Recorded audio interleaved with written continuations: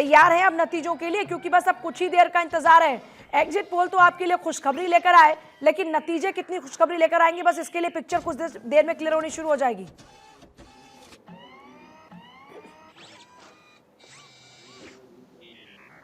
आपकी आवाज नहीं आ रही अरविंद जी।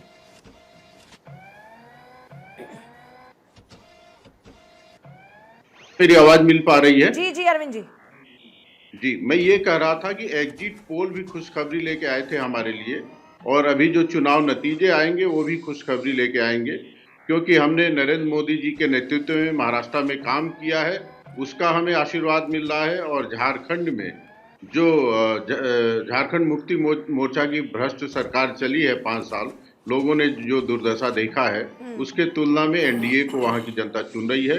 तो एक राज्य में हम वापसी कर रहे हैं और दूसरे में हम सत्ता छीन रहे हैं अपने विपक्षी से। जी सौरभ जी, ये बटेंगे तो कटेंगे, एक रहेंगे नेक रहेंगे, आदिवासियों की अस्मिता, भ्रष्टाचार, ये मुद्दे आपके हिसाब से कितना काम करते नजर आए? देखिए, सबसे पहले तो आप सभी को सुप्रभात, आपके चैनल के दर्शकों को सभी को जो है गुड मॉर्निंग।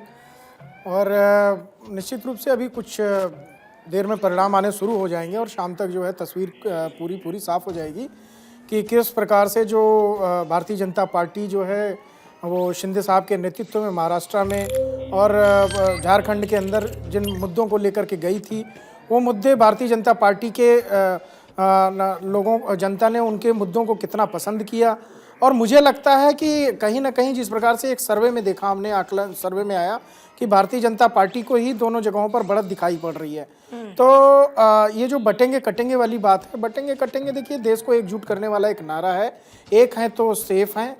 तो मुझे लगता है कि जो पूरे हिंदुस्तान के लोग हैं, सिर्फ महाराष्ट्र झारखंड के नहीं, जहाँ जहाँ पर उपचुनाव थे वहाँ पर भी लोग इस नारे को बहुत पसंद कर रहे थे। और एकजुटता की बात जो हिंदू भाईचारे को लेके हो या तमाम अन्य समाज के वर्गों को भी हो, कभी किसी समाज के वर्गों को अलग करके नहीं बोला गया। वो मुझे लगता है कि उत्तर प्रदेश में जो 9 उपचुनाव हो रहे हैं 9 सीटों पर, वहाँ पर भी आपको दिखाई देगा कि लोग एकजुट होकर के भारतीय जनता पार्टी को वोट किए हैं। और वहाँ पर मुझे लग रहा है कि भारतीय जनता पार्टी अधिकतर सीटें, ज़्यादा से ज़्यादा सीटें जीतने में जो है वो कामयाब रहेगी। रही बात महाराष्ट्र की, महाराष्ट्र के अंदर देखिए जिस प्रकार से मैं बार बार कहता हूँ कि मुख्यमंत्री शिंदे जी का काम बहुत ही शानदार रहा है और उप मुख्यमंत्री के रूप में देवेंद्र फडणवीस जी ने भी बहुत शानदार काम किया है। महाराष्ट्र में बहुत पढ़ी लिखी जनता है, मुंबई से लेकर के जो है जलगांव से लेकर के आप जहां नांदेड़ जहां भी बात करेंगे भारतीय जनता पार्टी के कार्यों के बारे में, तो लोग कहते हैं कि हम कार्यों के आधार पर उनको वोट कर रहे हैं। साथ ही साथ एग्जिट पोल में ये कहीं पर भी नहीं है कि एक तरफा जीत हो रही है, कांटे की टक्कर है। देखिए, कांटे की टक्कर निश्चित रूप से मुझे लगता है कि झारखंड में तो देखिए, मुझे जहां तक मेरा अपना अनुभव है कि झारखंड में तो हो सकती है, लेकिन महाराष्ट्र मुझे लगता है कि वो एक तरफा जाएगा। क्योंकि महाराष्ट्र के अंदर जिस प्रकार से जो महाअघाड़ी है, महाअघाड़ी के बीच का जो कन्फ्यूजन था, वो मुझे लगता है कि बहुत ज़्यादा जनता को पसंद आया नहीं। क्योंकि जनता ये बात समझ नहीं पा रही है कि अगर ये जीत के आते भी हैं तो हमको नेतृत्व किसका मिलेगा। एक उद्धव ठाकरे जी का नेतृत्व था, उसको तो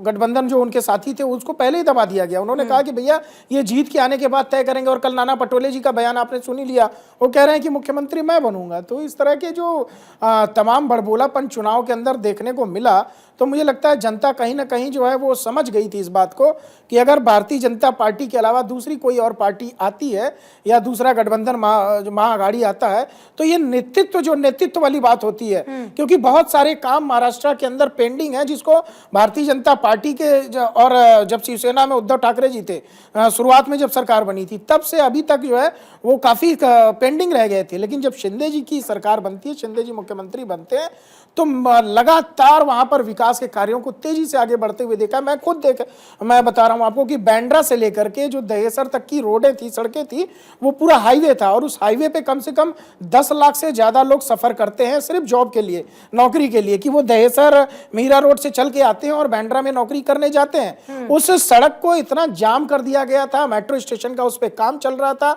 और कहीं कहीं पर हाईवे बनता तो जनता उससे बहुत परेशान थी, क्योंकि वो मात्र 25 मिनट का सफर जो है वो 3-3.5 घंटे लगते थे। तो जब शिंदे जी के, जो उद्धव ठाकरे जी मुख्यमंत्री थे, उस समय उस पूरी परियोजना को रोक दिया गया था। शिंदे जी जब मुख्यमंत्री बनते हैं तो तत्काल 1 महीने के बाद से ही, मुख्यमंत्री बनने के बाद से उस काम को चालू कर दिया जाता है और ये सारे काम जो है प्रधानमंत्री नरेंद्र मोदी जी के नेतृत्व में, जो वहां का राज्य का नेतृत्व है, वो लगातार कर रहा है।